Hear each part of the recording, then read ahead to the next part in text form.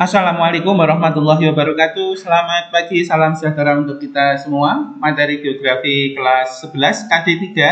Sub KD-nya adalah potensi dan persebaran sumber daya alam kehutanan dan pertambangan di Indonesia.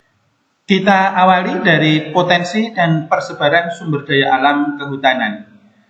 Apakah yang dimaksud dengan hutan itu? Adalah sebagai suatu kesatuan ekosistem yang berupa hamparan lahan berisi sumber daya alam hayati yang didominasi jenis atau macam pepohonan di dalam persekutuan dengan lingkungannya yang satu dengan yang lain tidak dapat dipisahkan.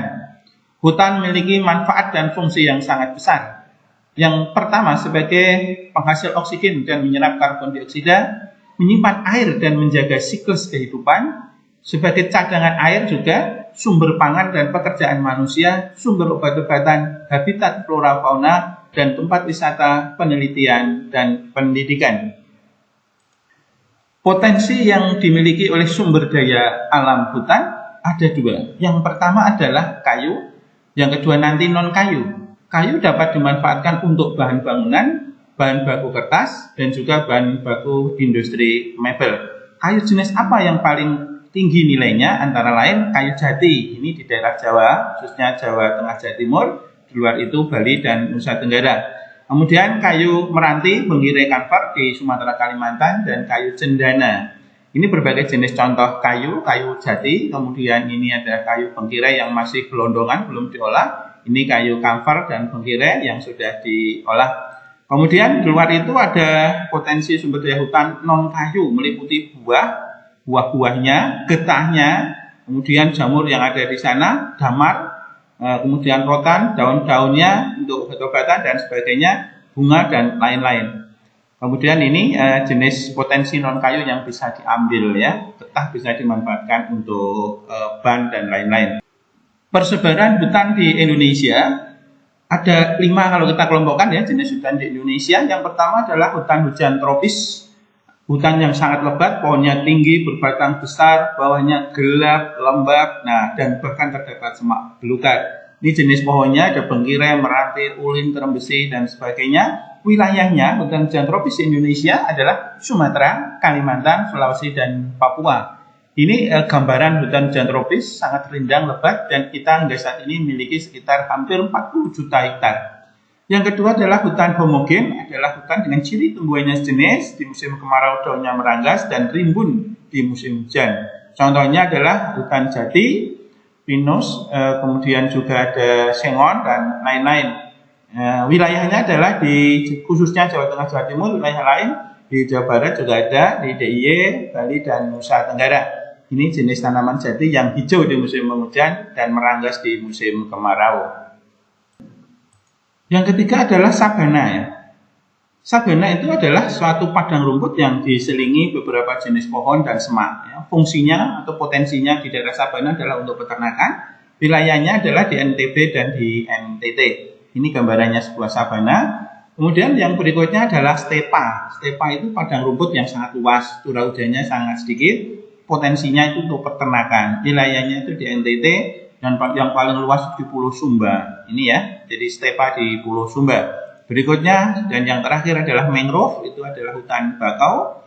Cirinya mungkin kalian sudah tahu, akarnya tampak terlihat, potensinya sebagai tempat berkembang biak ikan, kemudian melindungi dari abrasi pantai, berkembang biak aneka jenis burung. Wilayahnya adalah sepanjang pantai yang landai di Indonesia, antara lain Sumatera Timur, Jawa bagian utara, sepanjang pantai Kalimantan, baik selatan, barat, timur, juga di Papua bagian selatan. Sekarang kita lanjutkan potensi dan persebaran sumber daya alam pertambangan. Pertambangan adalah rangkaian kegiatan yang meliputi pencarian lokasi tambang, kemudian penambangan atau penggalian, pengolahan, pemanfaatan, dan penjualan bahan galian seperti mineral, batu bara, panas bumi, migas, dan lain-lain. Fungsi pertambangan secara nasional adalah menggerakkan perekonomian negara, meningkatkan pendapatan nasional, menambah devisa negara, memperluas lapangan pekerjaan, memajukan bidang transportasi, komunikasi, dan memajukan industri di dalam negeri. Pemerintah mengklasifikasikan pertambangan ke dalam 3 golongan. Yang pertama adalah golongan 3A, itu adalah bahan galian yang sangat strategis untuk pertahanan dan keamanan negara serta perekonomian, kekuatan perekonomian negara. Yang termasuk di sini adalah minyak bumi, gas alam, antrasit, batu bara, dan lain-lain. Yang kedua, golongan B atau golongan bahan galian yang vital, ini disebut golongan B ya, adalah bahan galian yang dapat menjamin hajat hidup orang banyak, seperti tembaga, boksit, besi, dan lain-lain. Yang ketiga, golongan C adalah bahan galian yang tidak termasuk golongan A dan golongan B, juga mungkin tidak dipasarkan secara internasional. Berbagai jenis bahan bangunan yang ada di seperti ini, ada gips, kemudian batu apung, obsidian, dan lain-lain. Kemudian berbagai jenis barang tambang kita akan bahas. Kita mulai dari minyak bumi. Minyak bumi dan gas bumi adalah sumber daya alam strategis tidak terbarukan yang merupakan kekayaan nasional yang dikuasai oleh negara, serta merupakan komoditas vital yang menguasai hajat hidup orang banyak dan mempunyai peranan penting di dalam perekonomian nasional. Minyak bumi hingga dasawarsa tahun 80-an 90-an masih menjadi komoditas dan pendapatan nasional yang utama. Bagaimana proses terbentuknya minyak bumi? Minyak bumi itu terbentuk jutaan tahun yang lalu ya, dari mikroorganisme laut yang kemudian mati dan mengendap di dasar laut. Endapan tersebut kemudian tertimbun oleh lapisan di atasnya, dan setelah jutaan tahun karena tekanan yang besar, waktu yang lama, dan suhu yang tinggi, maka berubah menjadi minyak bumi. Pada awalnya, kalau kalian lihat di gambar, minyak bumi itu sebenarnya mengendap pada lapisan di bawah. Tetapi karena sifat minyak bumi yang memiliki massa ringan, maka dia akan selalu menguap menuju ke atas. Hingga kemudian dia akan tersekat ya, atau terjebak di bawah sebuah kumpulan dari antiklinal ya. Karena apa? Lapisan ini sangat tidak tembus air dan gas, sehingga mengumpul di sini. Maka jebakan-jebakan minyak bumi di dunia umumnya berada pada kumpulan antiklin atau disebut antiklinorium. Kita lanjutkan manfaat minyak bumi ya. Kita sudah tahu semua sebagai bahan bakar industri kimia, sumber produksi polimer, produksi bahan serat, ini potensi-potensinya ya. Kemudian pengolahan dan fraksi di dalam pengolahan minyak bumi. Minyak bumi setelah minyak bumi mentah, setelah destilisasi atau diolah dengan suhu yang sangat tinggi, akan menghasilkan produk-produk mulai dari gas, nafta atau bensin yang mahal ya, bensin, kemudian minyak tanah sampai pada lilin dan aspal sebagai bahan bangunan. Ini adalah produk-produk dari minyak bumi. Yang berikutnya, sejarah minyak bumi di Indonesia itu termasuk salah satu yang tertua di dunia, adalah diawali di Cepu ya, di Blok Cepu, yang sudah dimulai pada zaman pemerintahan kolonial Belanda 1870-an oleh Shell ya sekarang ya, dulu namanya Royal Dutch, sekarang Shell, dan sampai sekarang masih berproduksi, termasuk salah satu yang terbesar di Indonesia, disusul oleh Blok Rokan di Riau. Kemudian blok-blok pertambangan minyak bumi di Indonesia bisa kalian saksikan, ada Blok Cepu, Blok Rokan, Blok Mahakam, dan sebagainya. Secara umum, peta persebaran minyak bumi di Indonesia bisa diperhatikan pada peta berikut ini. Dan 7 provinsi dengan penghasil minyak bumi terbesar di Indonesia adalah Riau, Kalimantan Timur, Kepulauan Riau, kemudian sektor Laut Jawa, Jawa Timur, Sumatera Selatan, dan Papua Barat. Minyak bumi ada yang ditambang di darat seperti ini, dan ada yang ditambang di laut, maka harus dibuat anjungan lepas pantai. Saat ini Indonesia memposisikan diri di peringkat 22 sebagai produsen minyak bumi, karena yang terbesar dikuasai oleh Amerika Serikat, Arab Saudi, dan Rusia. Yang kedua adalah gas alam ya. Gas alam ini adalah bahan bakar yang terbentuk dari fosil-fosil yang telah terkubur selama jutaan tahun lamanya. Kandungan utama dari gas alam adalah metana. Kemudian ia dapat ditemukan berbarengan biasanya pada ladang minyak bumi dan juga batu bara. Ini manfaat gas alam, dan mungkin kita tahunya gas alam adalah biasa kita pakai di sehari-hari di rumah ya. LNG salah satu tahapan proses gas alam sebelum nanti menjadi LPG.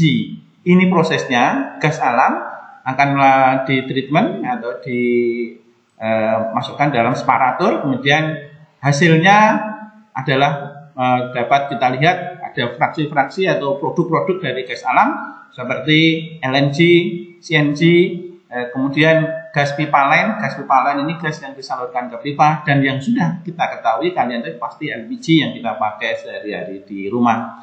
Ini peta persebaran gas alam di Indonesia yang juga luar biasa. Daerah penghasil gas alam di Indonesia ada 5: Papua Barat, Jawa Barat, Kepri, Kaltim, Sumatera Selatan. Dan Indonesia memposisikan diri di peringkat 13 penghasil gas alam terbesar di dunia. Dan yang nomor 1 adalah Rusia, Iran, dan Qatar. Setelah gas alam, sekarang kita ke batu bara.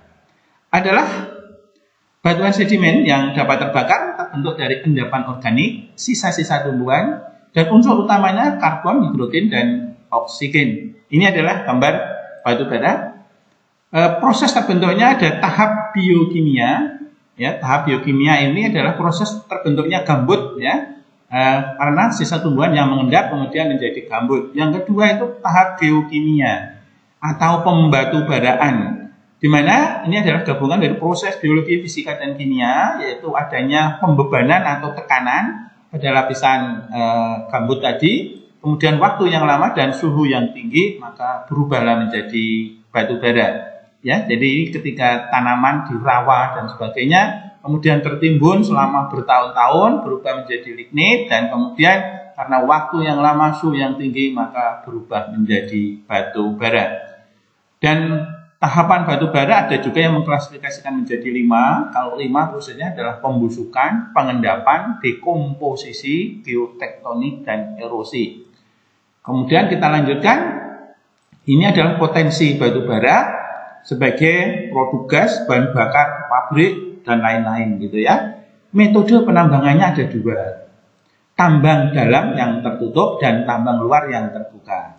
Kalau diamati di sini ini ya, yang gambar bawah, ini tambang tertutup ya, di bawah bukit kita harus membuat terowongan atau bahkan sumur kalau di bawah. Tapi kalau ini apabila letaknya di dalam.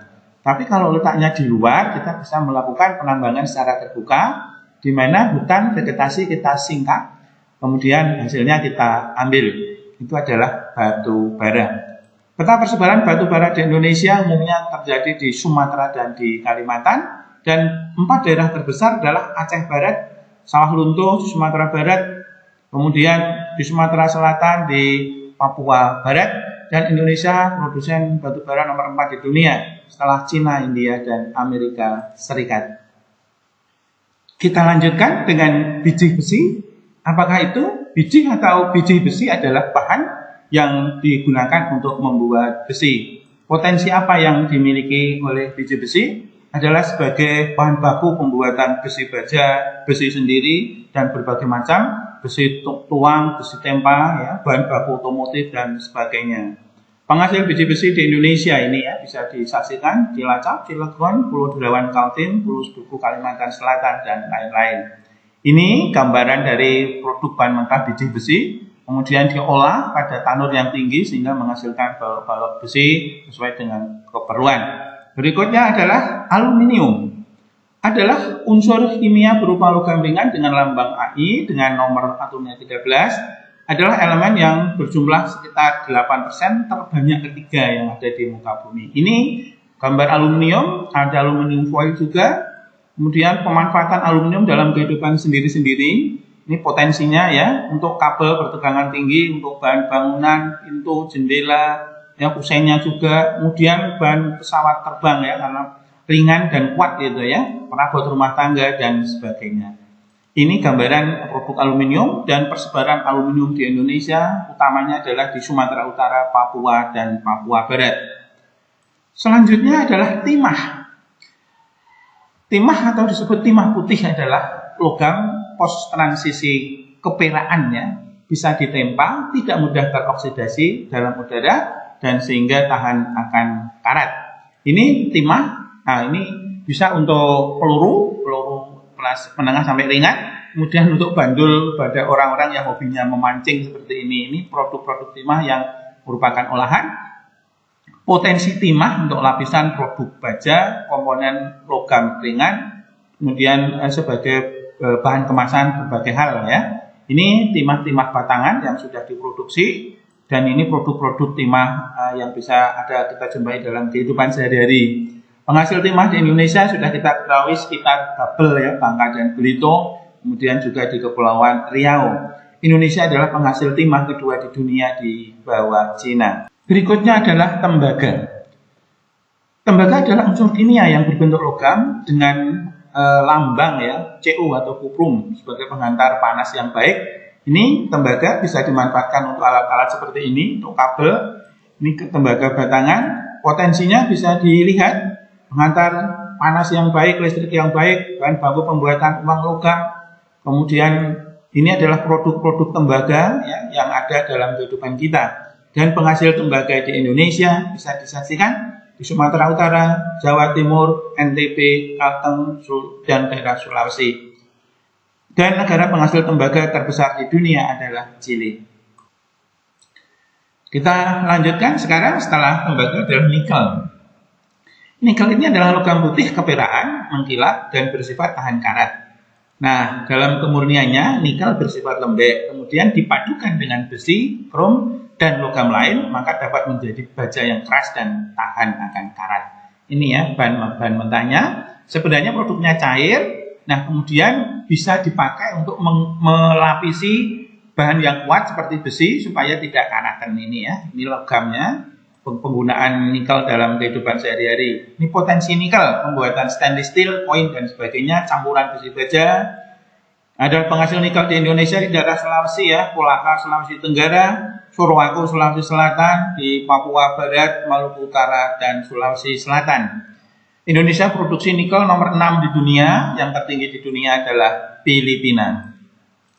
Kemudian emas dan perak adalah produk yang sudah kita ketahui sehari-hari, berupa logam mulia yang tingkat kemurniannya diukur dengan karat, yaitu emas, sedangkan perak logam berwarna putih yang biasanya digunakan sebagai perhiasan atau bahan baku pembuatan uang koin yang nilainya tinggi. Ini gambarnya, kita sudah tahu semuanya. Penambangan dan tambang terbesar di Indonesia, jadi salah satu yang terbesar di dunia adalah di Grasberg ya, di Papua. Nah, ini penghasilnya di Papua, Bengkulu, Jawa Barat, Maluku Utara, NTB, dan di Sumatera Utara. Penghasil emas terbesar di dunia saat ini adalah Cina, Australia, Rusia, dan Indonesia tidak masuk di dalam 15. Oh, ini Indonesia nomor berapa ini? 7 ya, nomor 7 ya. Dulu tidak masuk, setelah Grasberg dikembangkan, Indonesia masuk ya, data tahun 2018, dan di data akhir-akhir tahun 2020 akan menjadi salah satu penghasil emas terbesar di dunia. Data lama kita barangkali tidak diperhitungkan, sekarang kita makin diperhitungkan. Demikian, terima kasih atas perhatiannya. Assalamualaikum warahmatullahi wabarakatuh.